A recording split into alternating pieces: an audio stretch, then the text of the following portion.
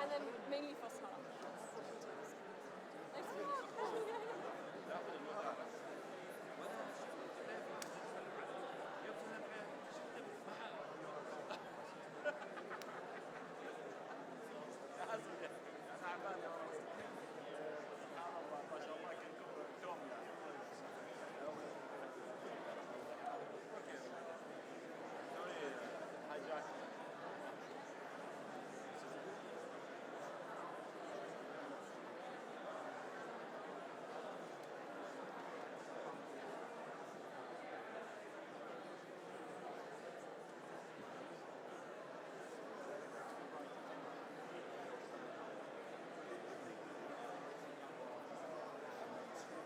Dr. Khalid.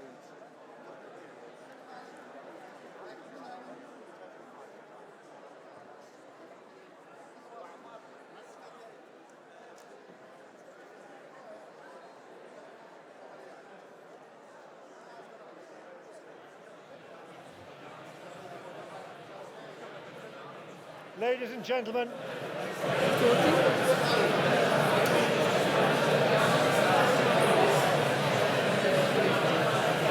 ladies and gentlemen,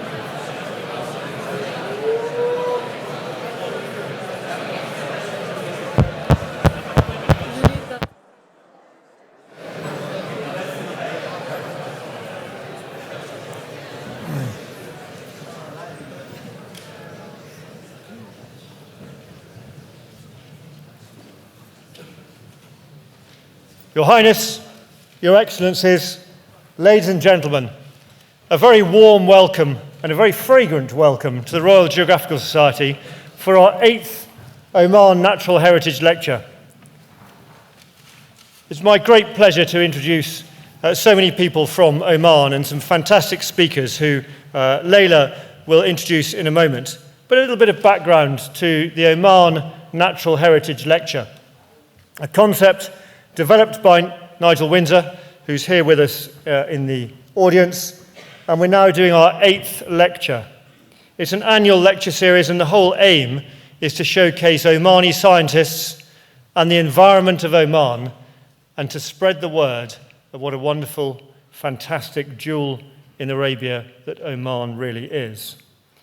It spotlights Oman's extraordinary natural heritage, and it also is here to foster scientific collaboration between Oman and the UK. And it's here to showcase the real talent we have in Omani scientists. And I'm very, very grateful to a number of organisations and institutions that help us every year with this series of lectures, not just the Royal Geographical Society, but also Royal Botanic Gardens, Kew, Forest Research, a number of institutions at Cambridge, and are huge supporters from across far and wide. The British Omani Society, of which I've got the great honour and privilege to chair, exists to foster, enhance and deepen the very strong relationship between our two countries. The first treaty between Oman and the UK was signed in the 1640s, and it's been a very strong relationship ever since. But it's our job to make sure that it becomes and remains multi-generational, making sure that those very strong links from our forebears continue for the future. And we focus on youth, culture, business, and of course, the environment. And we're here to help foster those deep relationships, and we offer financial support and grants to a whole range of activities, including environmental research. Tonight wouldn't be possible without some very generous support, in particular from Amouage, and we're delighted to have Sheikh Khalid Al Farsi here, the chairman of Amouage, more of which later. And also, we're very fortunate to be sponsored and supported by the London Speaker Bureau and Tom Kenyon-Slaney. So thank you very much indeed for making that happen. And tonight, we've got with us, delighted to welcome Sheikh Khalid Al Farsi, the chairman of Amouage, and also His Excellency Badr al-Mandhari, the ambassador from Oman to the UK. So without further ado, if I may, I'll hand over Dr. Laila Al Harthy, who's going to compare and lead us through. Laila.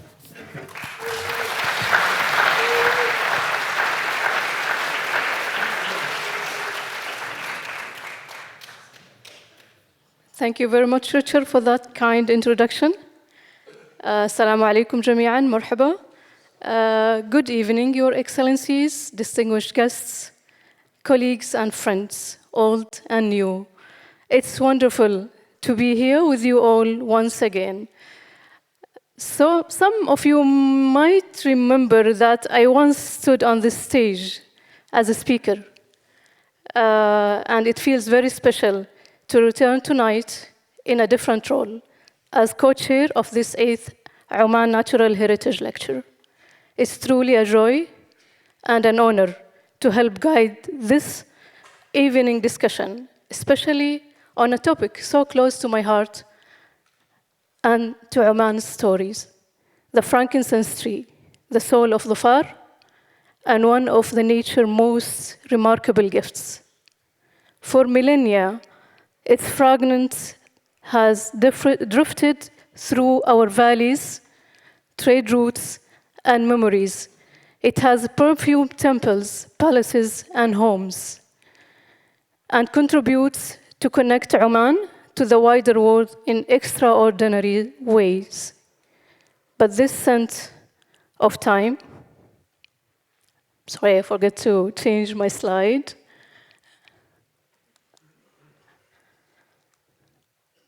But this scent of time is not only a story for the past, it's a living story, one that still shapes our landscapes, our livelihoods, and our hopes for a sustainable future. Frankincense, or Luban as we call it in Oman, is so much more than a resin. It's in every sense the scent of time. For over 4,000 years, it has carried with it the spirit, culture, and history of Oman, from the mountains of Dhofar to the ancient ports of Egypt and Greece. It linked civilizations and shaped economies. Truly, the story of frankincense is the story of human connection. Yet, today, our beloved Bozwele Sacra, or the frankincense, stands at crossroads. Despite its resilience, it faces mounting pressures, unsustainable harvesting, habitat loss, and environmental change. These challenges threaten not only a species, but a living legacy that has sustained communities for centuries. In response, Oman has come together, scientists, local communities, and national institutes, united by a shared purpose to protect, study, and nourish this national treasure for generations to come. This evening, we are privileged to be joined by an extraordinary panel of experts who will take us on a journey from the ancient groves of Dhofar to the laboratories and conservation projects shaping the future of frankincense today. And to begin this journey, it's my pleasure to introduce a true pioneer in the field of botany, someone whose work has inspired so many of us. Dr. Shahina Ghazanfar is an Honorary Research Associate at the Royal Botanic Garden, Kew, with more than 4 decades of research on the flora of the Middle East, author of the Flora of Oman, and recipient of the prestigious Lenin Medal. She will open our discussion tonight by tracing the story of frankincense from antiquity to the present day. Please join me in giving a very warm welcome to Dr. Shahina Ghazanfar.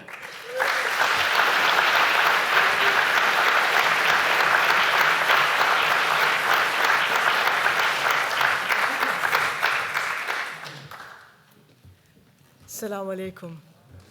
Thank you very much, Dr. Laila. Thank you very much. I'm very happy, very honored to be here today to talk a little bit about frankincense.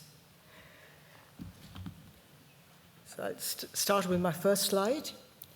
Of course, as Dr. Laila also mentioned, frankincense has been treasured for more than 4,000 years, and both as an incense, but also in sacred rituals and as a medicine right across the Middle East, from ancient Egypt, Palestine, Syria, and even up to ancient Iraq or the Mesopotamian region.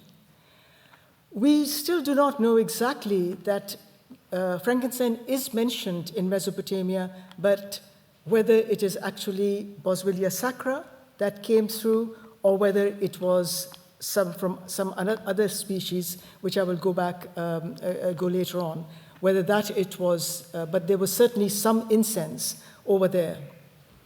There is a little poem which has been translated by somebody from Somaliland, which basically shows that these countries, Oman, Somalia, Somaliland, Ethiopia, were the main centers, and that frankincense was very much a part of their lives. It was built in their stories, in their ways. So this basically shows the earliest documentation as we know it comes from Theophrastus, 324 BCE, and this was basically based on a report that was sent to him by Anacrates, I'm not too sure if I'm pronouncing that correctly, who had come to southern Arabia, and he wrote quite a long report talking about the trees in Yemen and in southern Oman. The storage of frankincense, when it was exported or when it came from Oman and from Somalia, it was stored in Kana, in what is now Mukalla, in Yemen. That we know from the archaeological remains that are there and the storage tanks that were present over there, which contained and stored. From there, then frankincense moved towards the east, towards the north, to the Nabateans at that time, and then to Petra, which was the capital of the Nabateans, and from there to Naples and to Greece. These were the places where frankincense was moved to. Of course, it moved by camels, it moved by sea to Egypt, and of course, there's documentation and the remains of frankincense found both in Egypt. As we know, the more and more history of the Nabateans is being released now, and we know a little bit more about that. I just wanted to put this on because this is an old illustration showing how the people harvested the resin. And it is produced as a woodcut. And basically, it is quite romanticized because the tree of frankincense doesn't actually look like this. But anyway, the whole idea of harvesting frankincense is there and people carrying the frankincense. So I'm going to be a little bit more academic taxonomically, just to take you as to what is Boswellia sacra, where did the name came from, and where did it actually all start. So the genus, that is the first one, Boswellia, it was described a long time ago in 1807 by William Roxburgh. And Roxburgh was a Scottish surgeon. He was there in India, working in India, and he also described a lot of other medicinal plants from India. And Boswellia was one of them, whom was named after James Boswell, who was a lawyer in Edinburgh. And this is all published in Asiatic Researches and the Plants of the Coromandel. Now, Roxburgh, he based his description on another plant, and that was Boswellia glabra, which was the synonym of Boswellia serrata, which is the main or another Indian species which yields the frankincense. And of course, he writes about how it all happened, the wounds made in the bark, very similar to how frankincense is harvested in Oman.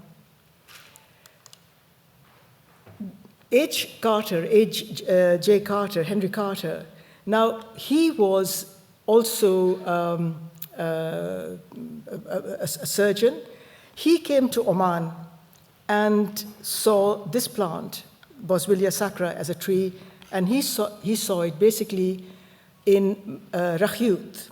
Now, Rakhyut is just below Ras Shajar, which is in the far eastern part of Oman. And when he saw this plant, he had seen it in Yemen as well. He wasn't absolutely sure that this was a plant different from Boswellia serrata, which was there in India. And he didn't actually give it a new name. He just thought it was the same. Later on, he described it quite nicely. I mean, this is the red thing over here. He mentions that it may not be different from what he had seen in India or the Indian plant itself.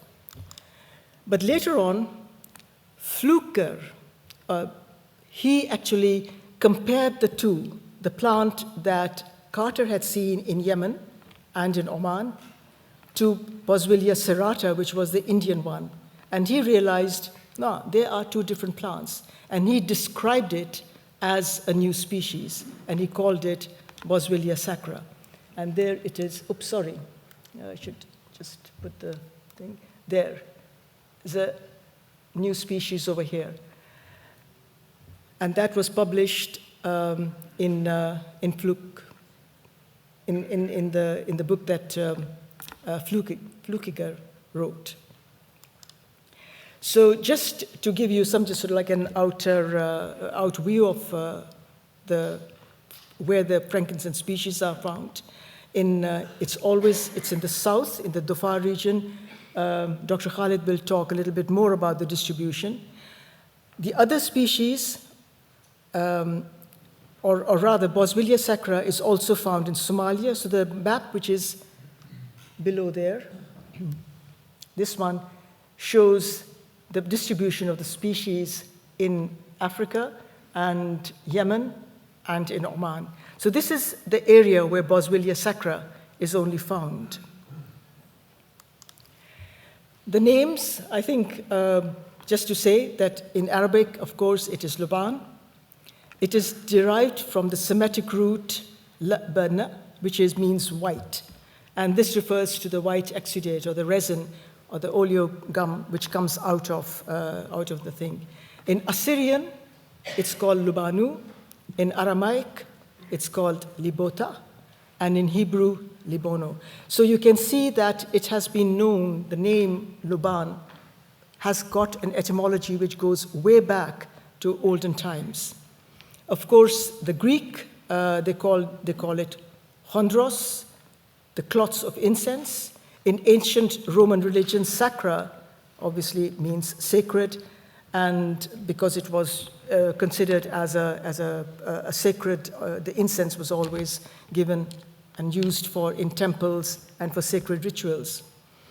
And the word frankincense is derived from the Old French, frankincense, meaning pure incense.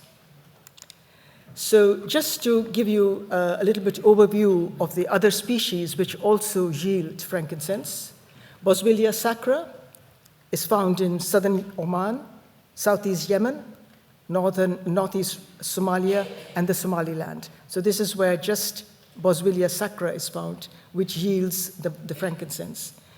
Boswellia rivi is found in southeast Ethiopia, Kenya, and Somalia. Friana, north and northeast Somalia. Serrata is in India, and Papyrifera, tropical northeast Africa.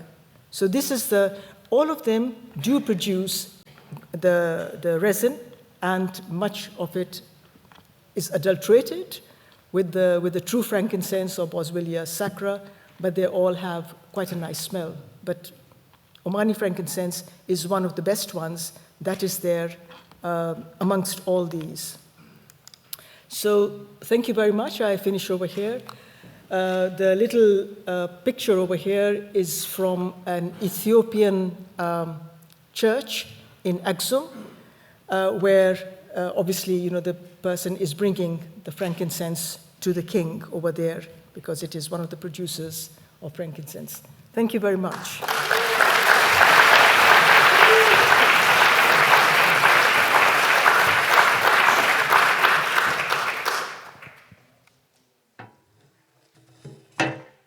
Thank you, Dr. Shahina. An amazing talk, as usual, from Dr. Shahina, giving us the history and culture about frankincense. And building on that, this will bring us to what's Oman been doing about frankincense. And I would bring us to the present, to the heart of Oman, where a new chapter of this ancient story is being written through science, conservation, and community collaboration. The frankincense tree, though it's hardy plant, is now facing modern challenges, as I mentioned earlier, and as my colleague Khalid will explore shortly. These include climate stress, habitat fragmentation, and overharvesting. These issues are deeply interconnected. Climate change makes trees more vulnerable to disease, while habitat loss weakens the gene pool that once made these trees so resilient. But there is hope, and it lies in the collective effort of people who care deeply of this land. Across Oman, the Ministry of Heritage and Tourism, the environmental authorities, Ministry of Agriculture, Environmental Society of Oman, our universities, and of course the Oman Botanic Garden are all working together to ensure that frankincense not only survives, but thrives. And I'll give a quick overview of some of the major initiatives in Oman that's happening in these recent days. One of the most important ones, I will start with the community, the Environmental Society of Oman, which has been a cornerstone of field research for over a decade now. Their long-term monitoring in Dhofar has been critical. Their findings, some of their findings, for example, demonstrate how specific minimal tapping technique, cutting just a 12 centimeter square area, can dramatically improve tree survival and yield by over 30% compared to the traditional, more invasive methods. And this is a perfect example of how science can directly inform and improve traditional practices. The ongoing population studies tracking the health and density of trees across different wadis provide the essential baseline data we need to guide our conservation policies and measure our success. Our universities are transforming traditional knowledge into evidence-based science, opening up entirely new frontiers. At the University of Nizwa, scientists achieved a global first, the full sequencing of the frankincense genome. This step gives us the genetic blueprint to understand its drought-resistant and tolerance and resin chemistry, paving the way for smarter conservation and cultivation. Meanwhile, Dhofar universities is delving into the medicinal power of frankincense, isolating compounds that slow strong anti-inflammatory and antimicrobial effects and leading directly to the development of new effective health products. It's remarkable to see how ancient traditional uses are now being confirmed and expanded through modern science, creating new opportunities for health and innovation. Many other initiatives happening in Oman, and I'll mention some of them maybe quickly, as Khalid maybe will talk more in detail about some of them. The 10 million trees planting campaign that was initiated by the Environmental Authority and which I have helped leading in some time, such is one of the greening initiatives that help in protecting the trees. Plant rescue projects that's happening because through Oman Botanic Garden and other institutes, and the protection of Wadi Doka UNESCO site, which is, it's going to be a new model of sustainable harvesting of frankincense. This shows Oman's strong commitment to caring for both nature and heritage. These initiatives help restore green spaces, protect native species like frankincense, of course, and build awareness about how our environment, health, and cultural heritage are all connected. Together, they create a strong foundation for a more resilient future. Finally, the Oman Botanic Garden, as I call it, our living ark. And our work at the Oman Botanic Gardens ties these efforts together. The garden is not only a place of beauty and display, it's a living laboratory, a refuge for endangered species, and a bridge between science and tradition. We do many projects through our work at the Oman Botanic Garden. For example, propagation and in-situ conservation. New techniques of growing frankincense from both seeds and cuttings. Making sure that our population is genetically diverse. Our national seed bank, where seeds are safely stored, which is a time capsule for genetic diversity for the future. We have a lot of collaborative research locally and internationally, and we've been building up public awareness through outreach program with the school and universities and community. And of course, this is what we most value the most is our local community, learning from their traditional knowledge and ensuring our scientific approaches remain respectful, inclusive, and grounded the wisdom of those who have lived alongside these trees for centuries. In the end, conservation of the frankincense is about more than saving a species. It's about preserving an entire story. A story of ecology, identity, and belonging. It's about keeping alive the scent of time for our children and their lives. And with that thought, I would like to introduce my colleague and friend, Dr. Khalid Al Farsi, the head of the head of horticulture at the Oman Botanic Garden, and whom I used to call the Juniper Man, because Khalid is known for his years of dedication to Oman high mountain trees. But today, turn his attention to another iconic species, which is the frankincense tree. Khalid will take us deeper into the science and sustainable management of frankincense in Oman. Followed by Dr. Khalid is Dr. Amr. He has 3 names. So Dr. Amr in local Dhofari, Dr. Amir in common Arabic, and Dr. Amir, as our English friends calling him.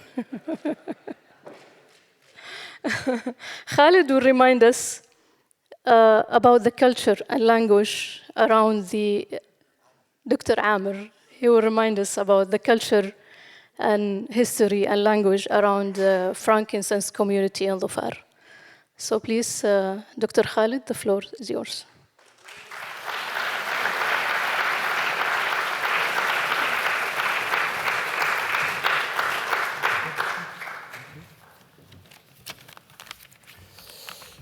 Thank you, Laila. It's a pleasure to be here to present Boswellia and the frankincense, and my 3rd time to be in this room to present about the nature and how we can conserve the nature in Oman. In my talk, I will be focused in the distribution of Boswellia, how we conserve it, and what's the situation now of Boswellia in Oman, and what we can do for the future sustainability, and giving some example from what's we happen in the country. So first, we're going, what is frankincense? Frankincense is the resin from the plant. And for millennia, that resin is well known to be used as a burn in many occasions, in the culture, in religious events, celebrations. In recent years, the resin has been widely and increasingly to be transformed to other product, starting from getting the essential oils, and these essential oils then be used for perfumes, for cosmetic, and for other product going for the all product, and even for medicinal use. But in the end, from where we get the resin? It's the plant.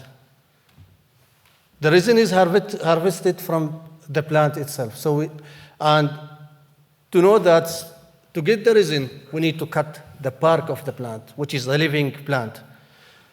And the resin is the plant reaction to that cut as a defense system. So when that cut being done to the plant, it's react to get the resin. I will start my journey from this to be the end, what's happened on the nature. So Dr. Shahina going to this, so I will not get time, but Oman for long known as the land of frankincense. There is a lot of, in the century, the history of land frankincense of the region, and there is many of the historical sites not in Oman, and this has been long involved in the trade of the frankincense.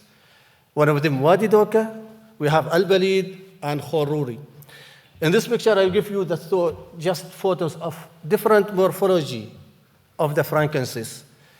How the trees look, and the wideness, the leaves, and all of these stakes need the plants. The flower, the plant is a living. It's not only for the resin, it's for the wideness, for wide flow, for the insects, because provide the nectars, and it's self-pollinated and cross-pollinated. And the end, we have the pods and the seeds for the regeneration.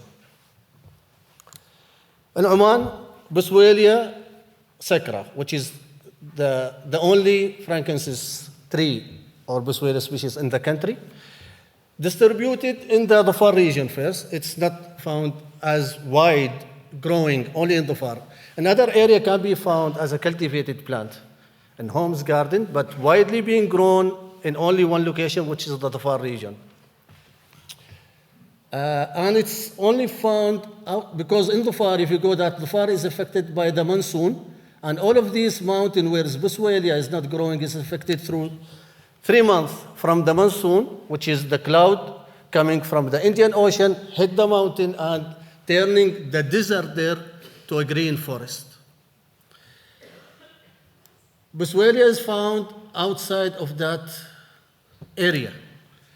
It's showing that the plant is a hard plant that even can grow outside the monsoon without any effect of, like for long period without the water. So the plants in the area that is already, it's the limit of its growth. It's the hardest area of the country. And it's found from Jabal Samhan, Jabal Qarat to Jabal Qamar. This is the photo when the plant during the Kharif, which is look green, flush, and the area turning to the green. In other area of Dhofar, you find that the grass and all the plants get flourish, flower, and they are good looking. All these areas, all of frankincense in all the mountain area. There is locally 4 names or 4 types of frankincense. As they name it as subpopulation, we name it as locally, and these names has been given as a local name, locally being used in the country, which is the Hojari, which is the most famous one. It's found in the area just facing the coastal side, and this is the most famous Luban trees found in the country. If you go to the market there, you said Hojari Luban. It's good famous because maybe it's the quality, but mostly because it's hard to collect the resin there. The area is the mountain area. So people tend to go there, and it's hard to collect the luban from there. And we have the biggest population known as, and this is the recent study done by ESO, Environmental Oman Society, and Stephen, one of the researchers, and it's recently been published. The Najdi one, which is the biggest population, which is representing about 32, the Najdi, it's found opposite to the mountain. It's leading to the mountain of the Dhofar, outside the monsoon. And we have the other population, which is, they name it as Shazri, which is in the area, it's Wadi Aful, and the area here, which is affected by the monsoon a little bit. And the Sha'bi, which is nearly to Al-Maghsil, in this area, which is next to the coastal area, and Sadah al-Hadbil. And just to give you insight about, even they are in one location, in one habitat, and one region, the topography and the habitat totally different. How the plant is going. So if you go that's Najdi, it's mostly outside, it's dry area, and all of this Boswellia, you see it's mostly in the flat area, mountain, it's distributed in different areas. Hojari, mostly it's next to the mountainside, and the hedge, and the cliffs, and the slopes of the mountain. Shazri, it's affected by monsoon, they are in the good condition, and they are affecting a little bit by the monsoon during the season.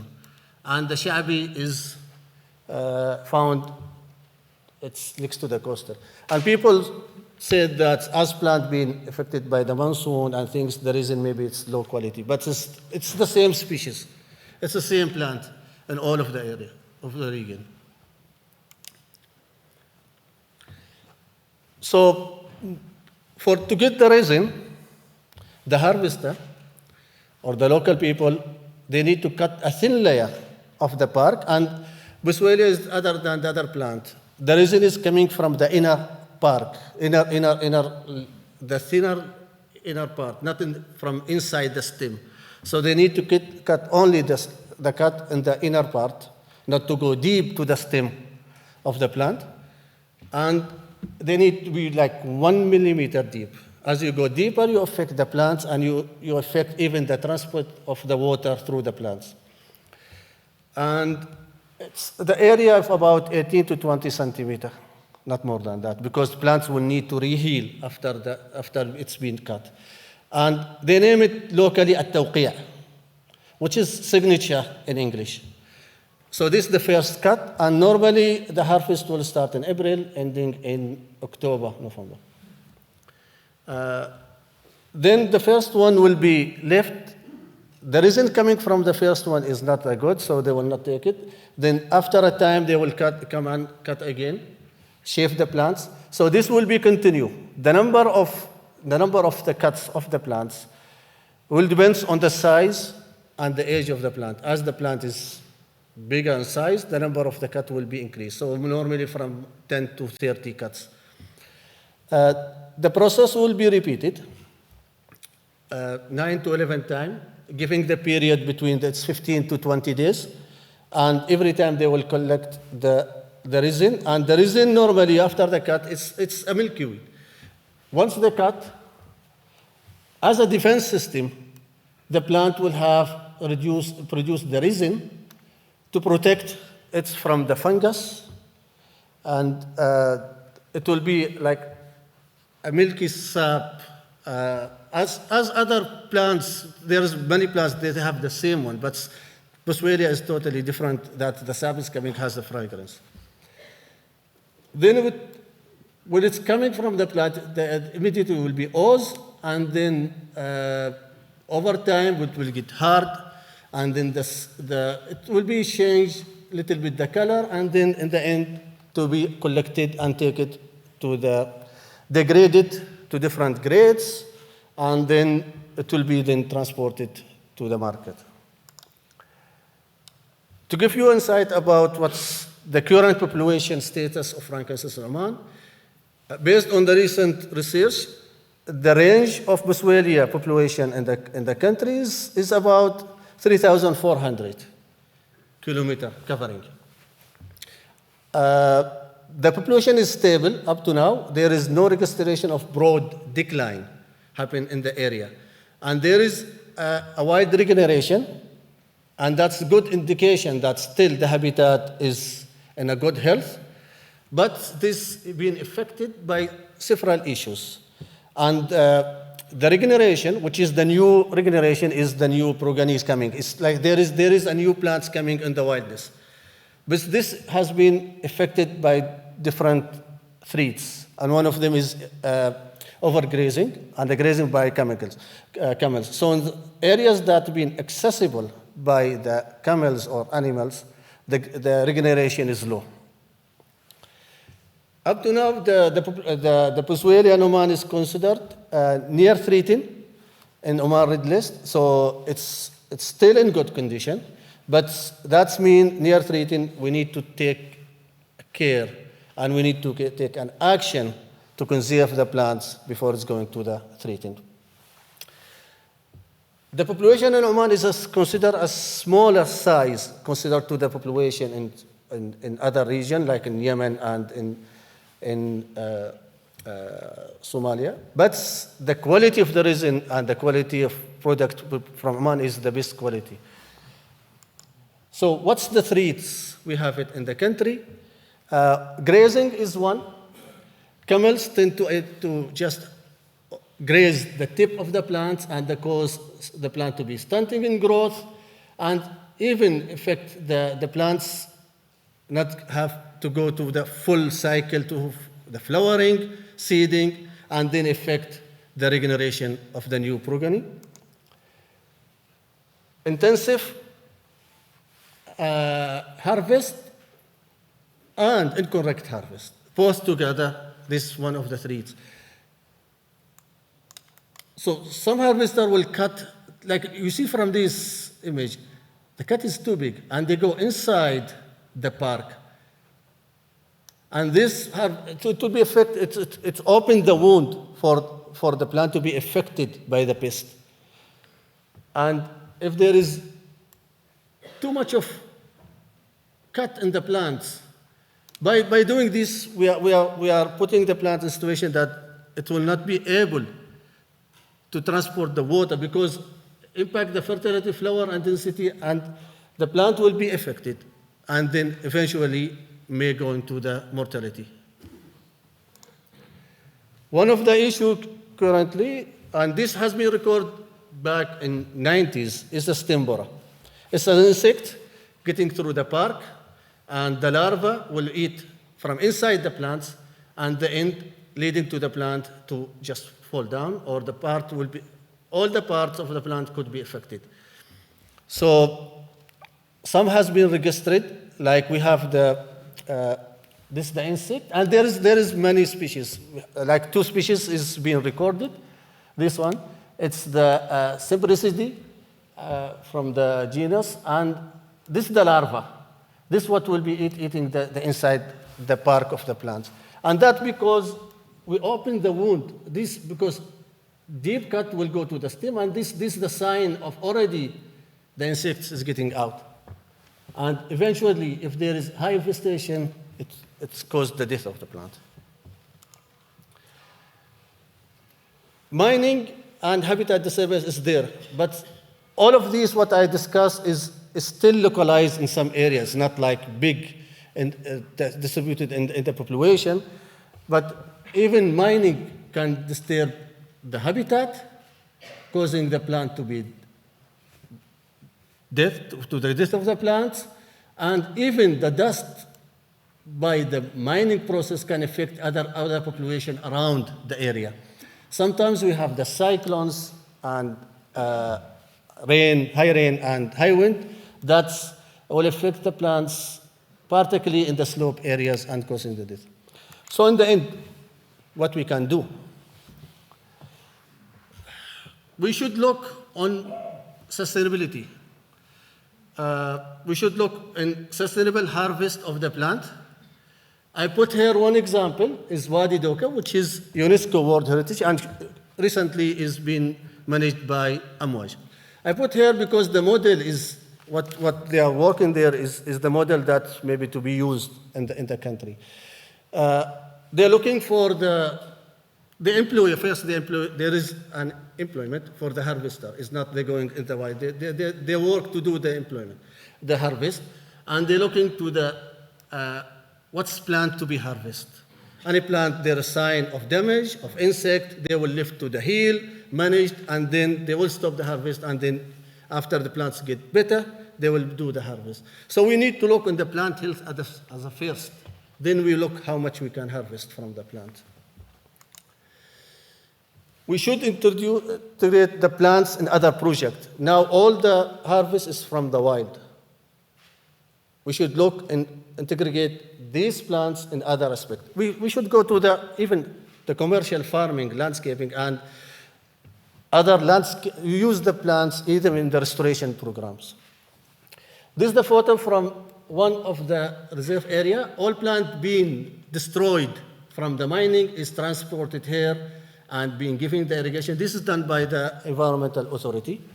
And this is one of a good example how plants can be protected from the wild. And there is another situation. Wadi Doka, they have transported many of the plants and they're already in the management on their site. We need to have dedicated nursery looking in how to can propagate and produce the plants for the future use. And there is a discussion now between us and the other ministry in the country to start this process for this providing a certified plant to be used in the future. Community outreach is one of the things that we need to do. We need to transfer the knowledge. Just little I will go through the Oman Botanic Garden project is a pioneer project in Oman to be open soon. And we have look in the wild flora. But going for frankincense, we have, as Laila mentioned, we have started in having the seed. We have the seed bank. We have thousands of the seeds. And we start seed germination and cutting and to look how the germination will be in the control environment. And we see that still 60% is very low germination. So what's happened in the wild with this germination percentage, where there is another treasure that affect even the plants to grow from the seeds.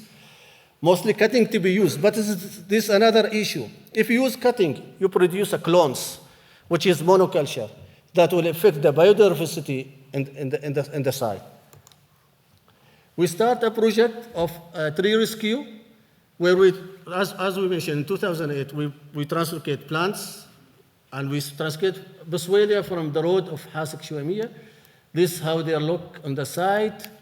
And then after a year, this is the plant being translocated. And then this is the plant being planted, the same plant, to take the journey from the site to the nursery, to the habitat. And we use this plant in the southern, the amenity areas, and even in our exhibition. Just to show the case that we can conserve the environment, we can conserve the plants. There is a way to do that. This is an expo. This is an expo Doha. We translocate this plant from Oman to Doha, to Qatar. And this recently, last year, in the flower show. And we do have a community outreach. We are like exchange our knowledge. This is in Wadi Doka, which is currently managed by Amouage. We have schools to come, students. So we give him about the plants, what we can do, and we cooperate with other institutes. If there is any things happen in the wilderness, we were there. This is just to take sample of the plants being affected by the stimperer. We take it to our lab to investigate and study what's the species there. This is just some facts about what we are doing in the garden, the number of the plants that's been planted, rescued about 86. We have thousands of seeds, and this is the plant being planted. And we will continue that work for the future. So I will end my story here. Frankincense is a hard plant, and it's a pleasure for the country. And I think working together in like these lectures and in the other areas, we will be there to conserve this plant. Thank you.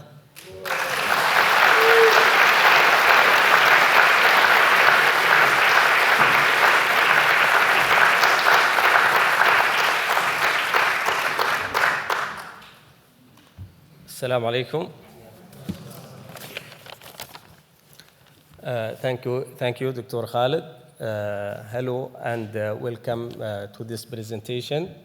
It is a great honor and pleasure to be here.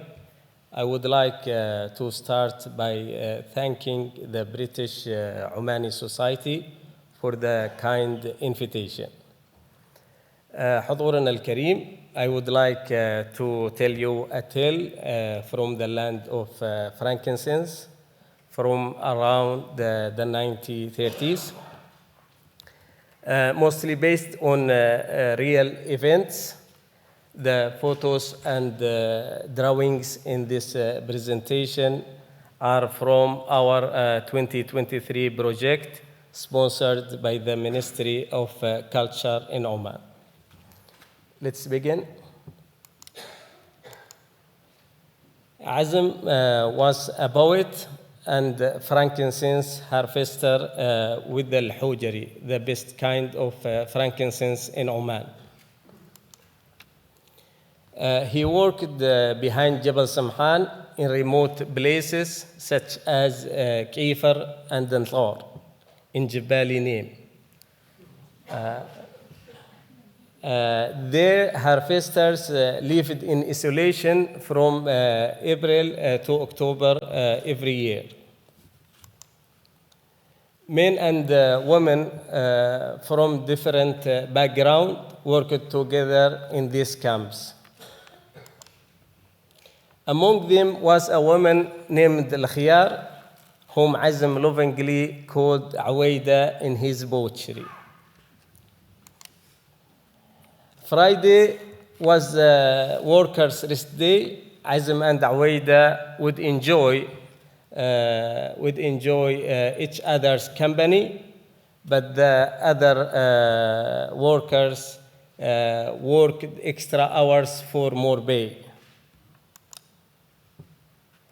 He wrote a poem about her. You can hear it and see the translation. I know this local language, but you can see the translation.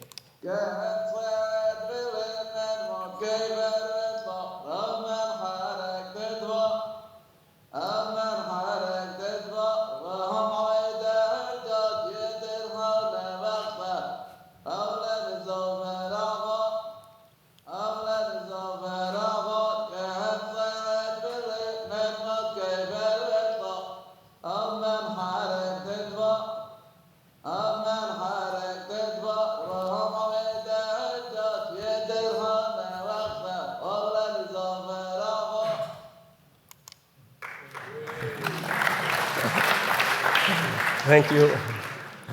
To improve his status, Azam became Atbin, or foreman over 7 harvesters, including Awaida. As Atbin, he got free meals and kept all his harvest. But the other workers exchanged half their harvest for food. You can see this old document, maybe 100 years old.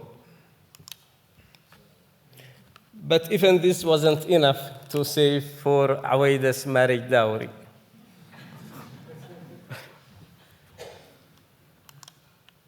So he bought a camel to transporting the frankincense from the camps to the city and carrying the food from the city to the camps. It's long journey. But he earned only 3 reals Maria Teresa Tala. If he go to Al-Hujari, Hoger, maybe he earned 4 reals because it's a difficult area. But he come another area. Plus small gifts like food and frankincense. At night, he rested alone and heard a jinni aspirate, mocking his camel's ability to cross this difficult area.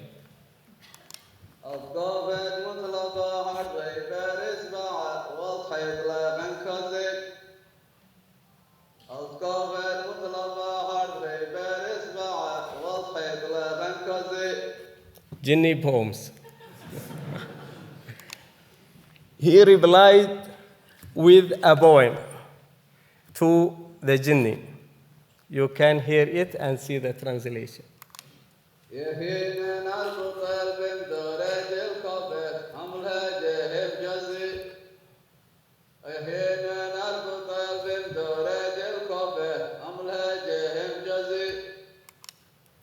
At dawn, he started his journey again. On the way, he helped some men who were paving roads for camel caravans. Then he went to look for Awaida, but when he arrived, they told him she had left the job. He traveled to her family's home, but she had already passed away. Sorry for that. And finally, the 2 poems in this story come from a kind of Dufari poetry called Hebizgaj, or means poetry. These poems were used as work songs. I'm currently collecting this kind of poetry and studying their context. This story concludes in tragedy, not a happy ending. But this conclusion is a common feature of Arab storytelling, and I think an important difference from literature in English-speaking world. Thank you for your attention, and sorry for this end story.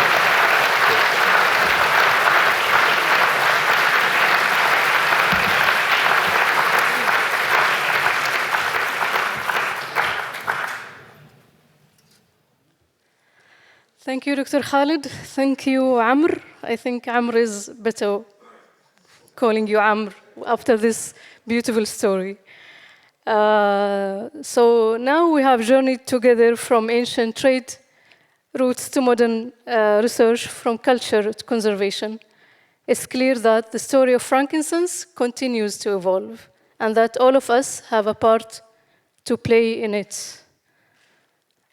I think this is the end of our formal presentation from our speaker. So now it's over to you, our guests and friends. We would love to hear your questions related to this remarkable tree. Thank you all for our speakers. And now I will open the floor for questions. So who would like to begin?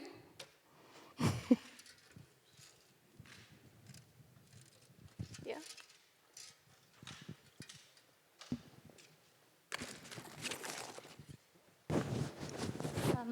Good evening, everyone. It's really interesting presentation, so thank you all. I really like the way you built it, from giving a history about Frankenstein all the way to stating the problem and trying to also provide solutions for it. So my name is Dr. Hanan Abu Hakim, and my background is chemical and process engineering. So as a scientist, I was thinking if, obviously I have looked open the solutions provided. And I truly believe that from a process engineering perspective, a lot can be done in terms of safeguarding the plants, enhancing the yields, and also providing a systematic, sustainable system that would help with the climate change and also help with the problem of mining, as well as the problem that the trees encounter through the insect bites. So what I would obviously ask, and I believe that this probably has already been suggested to the ministry or to the universities there, has there been any micro processing units that would help alongside the traditional ways of harvesting the plant, because that's the main problem. And also those units, have they considered using like solar panels, processes that really save the energy, given that the traditional methods often use, for instance, wood and open fire, which increase the CO2 production, and that impacts on the climate change. I don't want to go too technical, because I'm just thinking that probably a majority of the audience here are not from process engineering background, but I truly want to provide help on that aspect. Thank you. Maybe Khalid can answer shortly, and then maybe you can just continue discussion after. More technical. Yeah, we can discuss later on, and we have more. But already, these issues, what we mentioned here, has already been addressed, and it's accounted in the country. There is a lot of research to be, it's now done, and in the way, like even to go to the genetic analysis about the plants, and even different population to see if there is different biodiversity within the population there. Going for the harvest, and then the way to protect the plant. There is a lot of initiative. And currently, the Ministry of Agriculture, in collaboration with Wadi Doka and Amouage, even there is a project to share the knowledge being gained from previous, and the model which we speak about Wadi Doka, to share with the community. Because without the community involvement, in the end, they are the one on the field. Because we are speaking about the plant in the wildness, in the field, not in the park or reserve area. So it's a big population. Providing the solution could be start from the community, and then just increase it within this. So improve the skills, provide the area to be shift from the wildness to commercial farms. Why not? To provide sustainable product for the future. Thank you, Dr. Khalid. I think there is a huge opportunity for many new research that we can start in Oman Garden around frankincense, and maybe process engineering would be one of them that I don't think anyone yet started this process in Oman.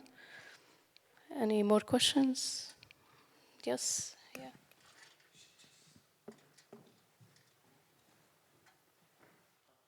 Thank you so much. Ya'atikum al-afiyah. Thank you so much for this lecture, and very informative. My name is Marwan Zabanout. I'm doing my PhD here in the UK. I come from my architectural background.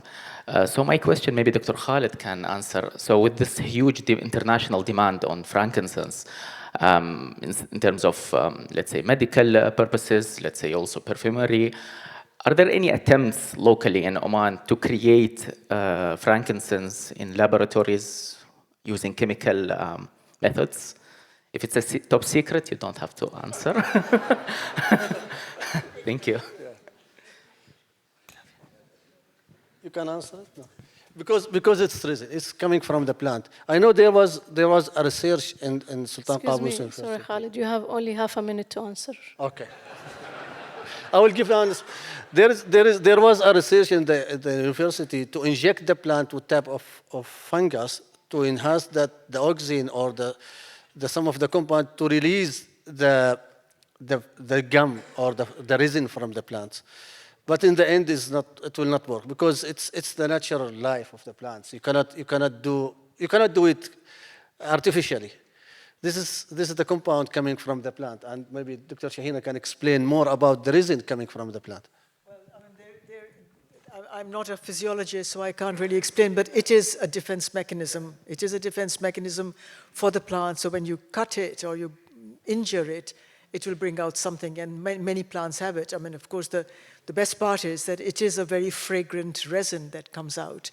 I think there may have been attempts, I'm not absolutely sure, because you know the chemical composition of frankincense, that you can put together artificially a similar smell, but their artificial smells are always different, as we all know, for roses and for jasmine, and surely for frankincense as well. So the actual one is possibly the best. Go for that one. Okay, thank you. Yes, one here. Hello, good afternoon. My name is Huda. Thank you so much for your insightful lectures. I think I'm really interested in, particularly as the speakers talked about the community aspect of the frankincense, I'm really interested in finding out women's role in the frankincense harvest or propagation at a community level. Obviously, the stories and the role of women in that process, I would imagine is quite significant, but there's not much information about that on the public realm. And if you have any ideas or resources where one can go to find out more, or is it purely a male domain? I don't know. So I'm very much interested in your feedback on that. Thank you. Thank you for a question. Maybe I will answer, but in Arabic. We'll translate. And Dr. Laila translate, إن شاء الله. We'll translate. Yes, نحن كان عندنا المجتمع في ظفار، كان مجتمع كبير جدا الذي يعمل في اللبان، ومجتمع اللبان كمنظومة توقفت منذ الستينات القرن الماضي. 1960s stopped the community of frankincense. هذا المجتمع كان متنوع جدا، فيه 5 لغات من لغات جنوب الجزيرة العربية، وفيه لهجتين من اللهجات العربية. I will forget. Let me translate what you said now. وكانوا wait, Amir. Just give me a minute. As Amir was explaining, the community of frankincense harvesting is huge. It was huge prior to 1960, but it stopped in 1960. Around 1960, the proper harvesting, traditional harvesting. That's all. Yeah. وكان المجتمع الكثير منه يأتي إلى منطقة حوجر، مع أن منطقة حوجر صغيرة جدا، لكن المنطقة النجدية التي تحيط بحوجر كانت كبيرة جدا وتسمى عندنا ثدب. Maybe I will not translate this. Yes. In our project 2023 project, we found 6 types in frankincense. أضفنا اللبان الشدبي in Shahari language or الجبالي. There are 6 types. كان الناس يتجمعون في هذه المناطق، وكانت تكون هناك أشعار، وكانت هناك قصص، وكان هناك مجتمع حتى يأتي من المناطق الحدودية خارج عمان، يأتون ويجلسون في الفترة من شهر 4 أبريل to أكتوبر Amir. كل سنة. Sorry, I have to stop you here. This is a long story, so maybe you can talk to him later. But basically, أعتقد كان السؤال إيش دور النساء في الهارفست؟ نعم، النساء كان لهن دور كبير. كان لهن دور كبير. المرأة في ظفار وفي عمان بشكل عام، المرأة عندنا في ظفار قامت بجميع الأدوار. عندنا التاجر، المرأة كانت تاجرة. عندنا العامل، المرأة كانت عاملة. عندنا الحارس، حارس the caves of frankincense، المرأة كانت أيضا guard، حارس. فالمرأة قامت بجميع الأدوار التي يقوم بها الرجل في هذا المجتمع. Basically, she did everything. I think you. شكرا عامر. Yeah, okay. What he said, that the woman was like the core of the community of frankincense harvesting. So she did everything. She was the guard, she was the harvester, she was the protector, she was, you name it. So she did from A to Z everything about frankincense community and harvesting. She was a poet. And she was a poet, yes. شاعرة. Any more questions? I think we have. Yes, please. Here and then Nigel. My name is Amir Matani. I'm the chairman of the Environment Society in Oman. And I'm really pleasure to be here and see all this. And would love actually, maybe it's not a question, possibly to everybody who has, and everybody in this room, they're so much associated with Oman. They love Oman in different ways. And we really welcome anybody who would like to volunteer with us, be in membership-wise or be also volunteer physically, who could come whenever they could spare the time, could join us. Because the program, either we now work with Amouage and we work with the other sort of community program and with the institution, we'd love to have more people who could have the knowledge and have basically the love for those trees and the love for Oman to join us. I would appreciate that. Thank you very much. شكرا Dr. Amir. I think we have a question from Nigel.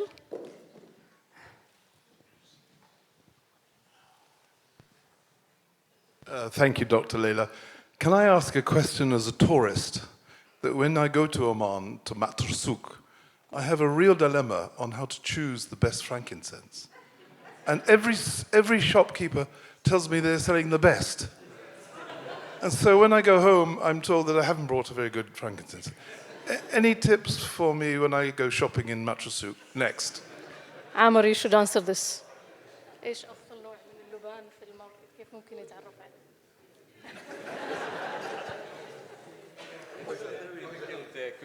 Give it a go. بس كل الأنواع جيدة. حتى اللبان الشعبي أو اللبان الرسمي it's very nice.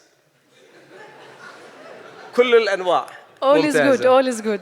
لكن الحوجري والنجدي والشزري it's very closer يعني similar. The issue, Amir, for a tourist, they will not know what is حوجري, what is شعبي.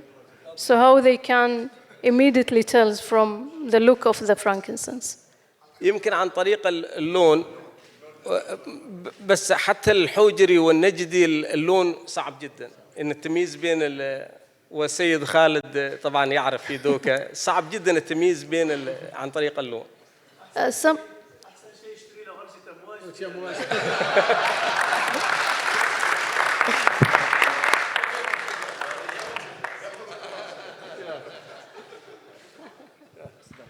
So I think that was all.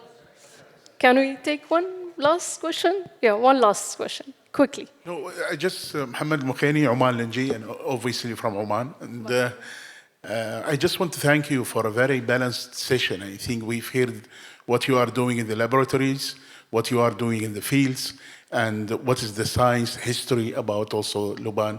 And very interesting from our friend and brother Amir Kathiri. About the history of and this storytelling about Liban. I just want to emphasize that in every project in Oman, sometimes we tend to forget about what have our ancestors done to make it sustainable. I think this is very important. This is not storytelling. This is the first beginning that you have to start with. We need to record that. I mean, somebody mentioned sustainability. Sustainability means we see now still we have Luban trees, but how they maintained it. Even sometimes I feel also nature, even nature, we shouldn't fight it, nature. And wadis, they go and wash down all these Lubans. I think that's fine because they lived with that. So we don't also to be against nature. So I just want to say, I think this is a wonderful job, and I think the best thing you can do is go back to the records of our beloved, ancestors, grandfathers, and record that history, check what they have done, and keep it there. Thank you very much. Thank you. Thank you very much. So thank you all. I would love to thank our speakers and Colin Richard and Sayyid Khalid for our next and last part of this wonderful lecture. Thank you very much.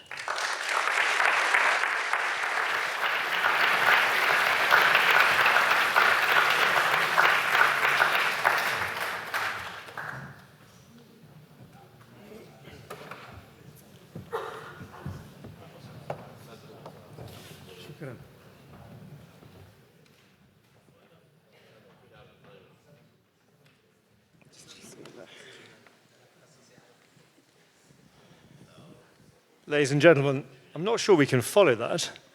Can I just ask you to put your hands together for not just the speakers, but somebody asked the question of the role of women. I think we've seen the role of Omani women absolutely crystal clear.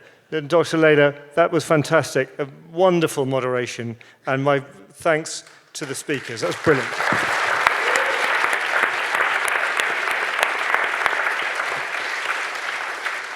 Not an easy task, and well done. Thank you very much indeed.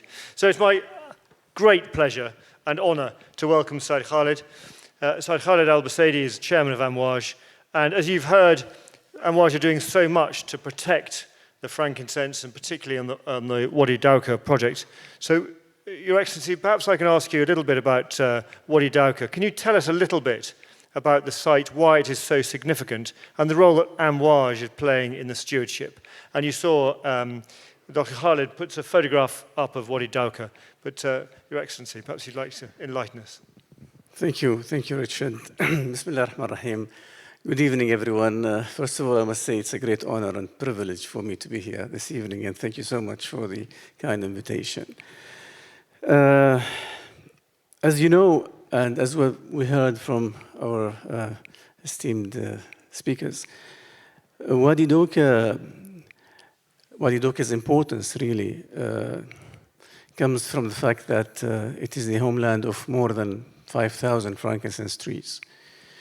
It is a UNESCO heritage site, and we at Amouage were honored to be entrusted by the Ministry of Heritage and Tourism to take over Wadi Dawka in a task to preserve, protect, promote this important site of the frankincense land.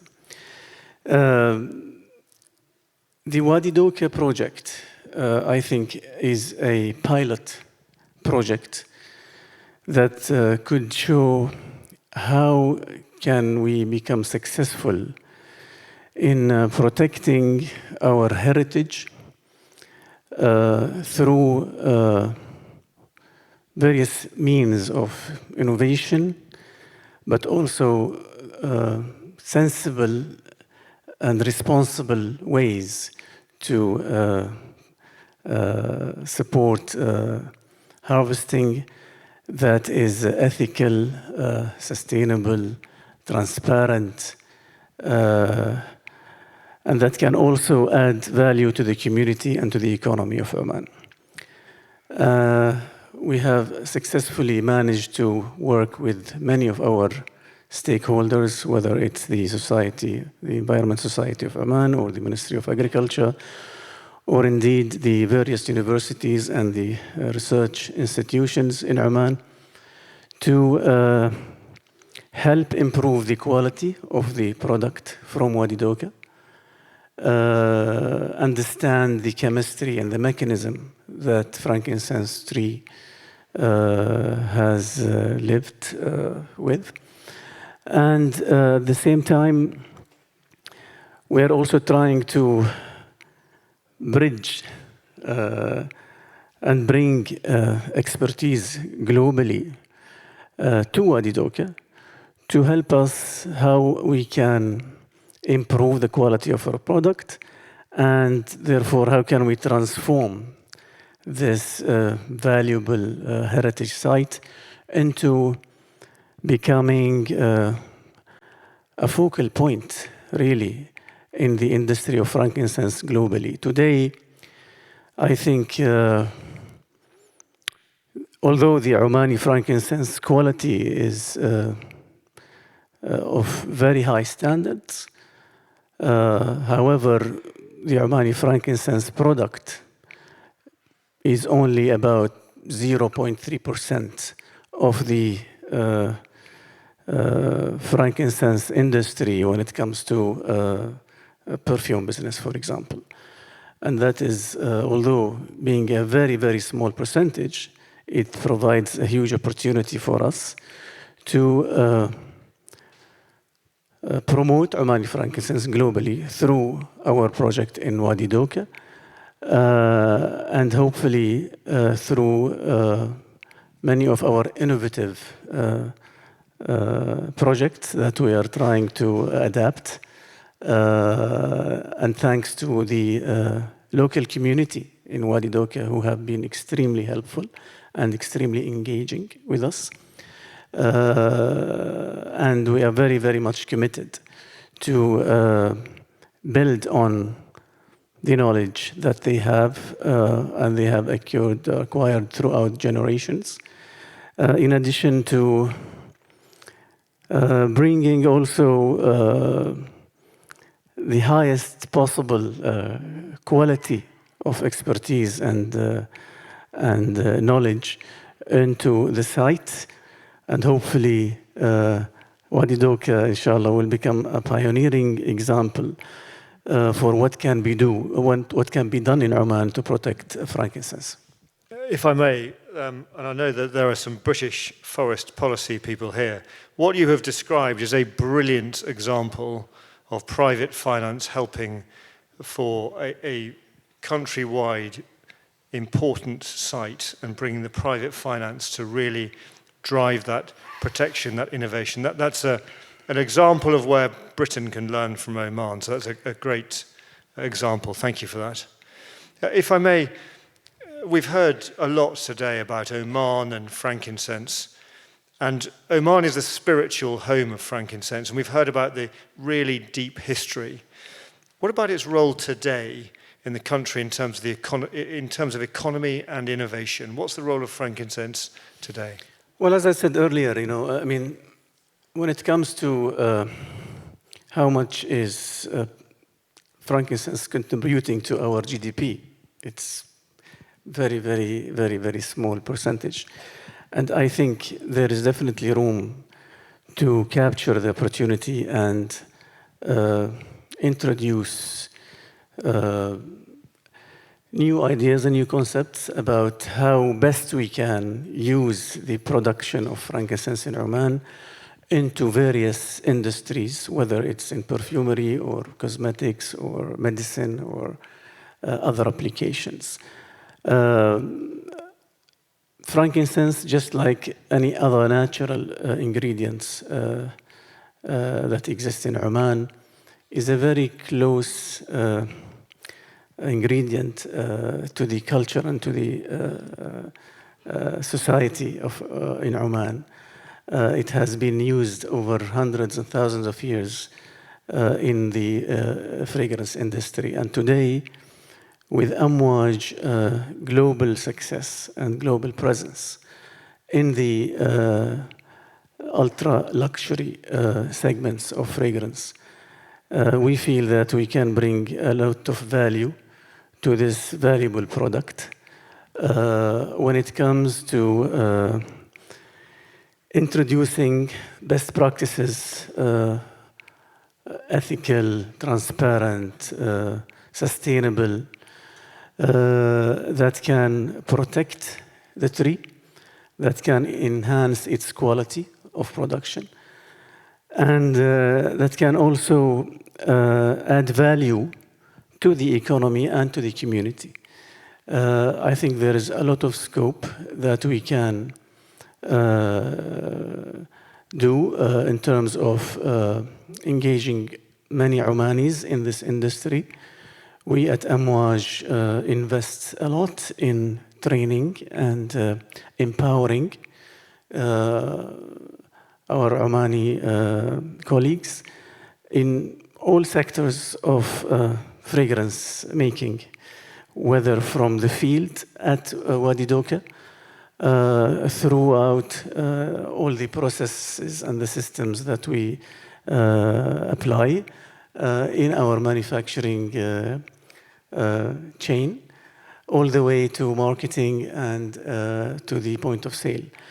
I think the opportunity is huge to capture the full value chain around frankincense industry, and we are very proud in Amouage to have been given the opportunity to demonstrate the ability to take a natural ingredient from Oman to the rest of the world and the highest quality of perfume making that we witness today.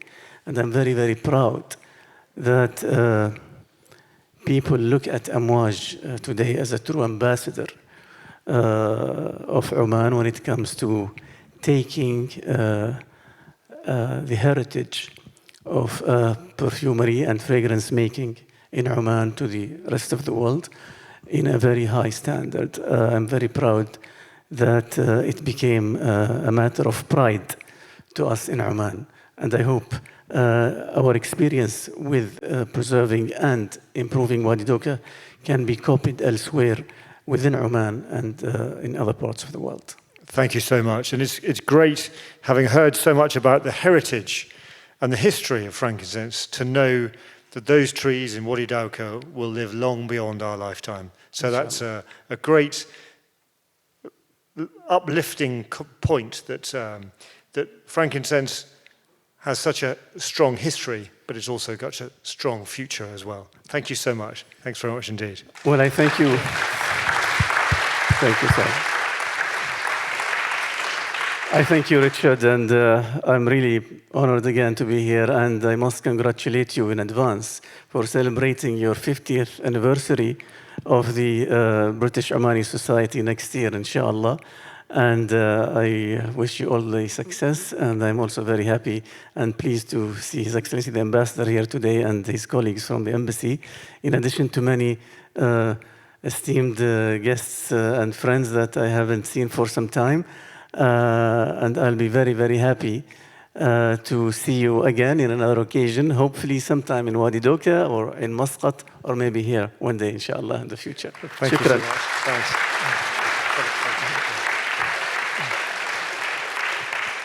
If I may, I would like to ask our host for this evening, Professor Joe Smith, the Director of the Royal Geographical Society. Joe.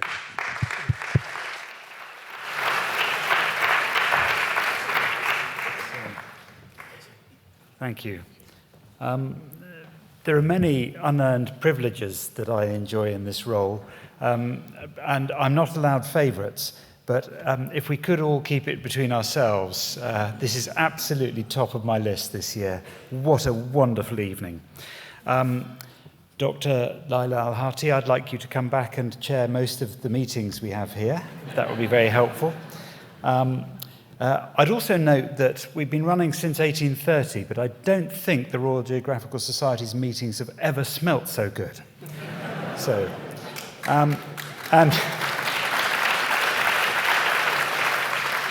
so another unique experience, I can't remember a question that has generated an audience of 300 or so, which has resulted in all 300 in the audience trying to answer it at the same time. So I look forward to being better informed on the question of precisely where to get my my frankincense. So the next point to observe is that we've had some very hard acts to follow here in this role and yours. Fantastic speeches, and I'm struck that you left us as an audience informed and challenged and inspired, but above all, I think, energized. And I think that came through in this discussion also. We do have a future. We've had a sketch of how we should behave to achieve that positive future. One of the observations I was invited to make, recognizing the friendship between Britain and Oman, is to note how across culture and business we come together and work together. A few of you are aware that I have a direct and personal investment in that fact. My family have been making clocks, public clocks, the sort you'd see on a religious building or a government building, for 200 years. For the last few decades, we've regularly made clocks for Oman. Clocks are something that bring together culture, history, technology, engineering, and of course commerce. And we've been profoundly proud, Smith of Derby, for all your turret clock needs, we've been profoundly proud to have a long-running partnership with Oman at the company. My former colleague, who's now retired, Jim, who worked on jobs in Oman across 15, 20 years, he also looked after around 4,000 English, Welsh and Scottish vicars and their church clocks. So he's a leading expert in judging niceness in people. Jim, who's travelled the world for the company, was happy to say the nicest people he's ever met are Omanis.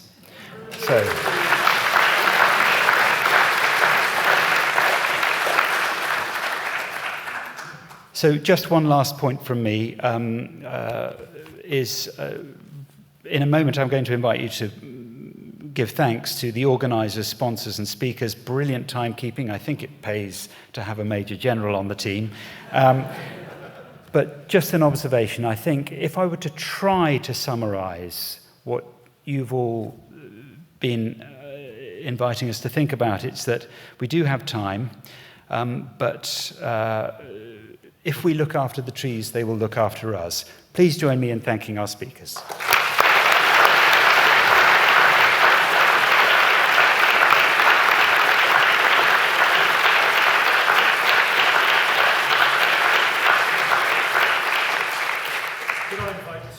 Could I invite the speakers to come onto the stage, please?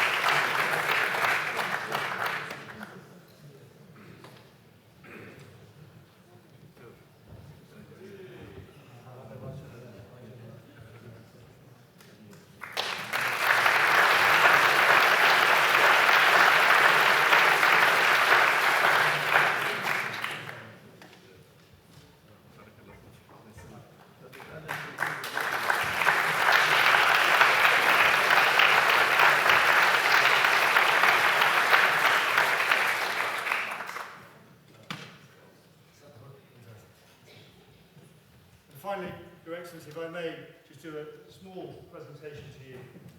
We're hedging our bets here as the British Omani Society. We have two books. Both authors are in the room today. The first one is The Plants of the Quran from Dr. Shahina, a most fantastic book. And the second one is God's Trees, Trees, Forests and Woods in the Bible. And Professor Julian Evans is here in the audience. So thank you so much.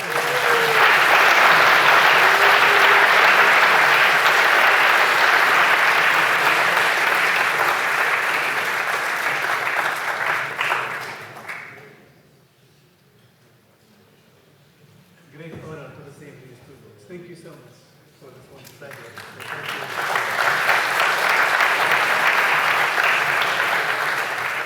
Ladies and gentlemen, that concludes the evening. Please join us through here for some Omani hospitality.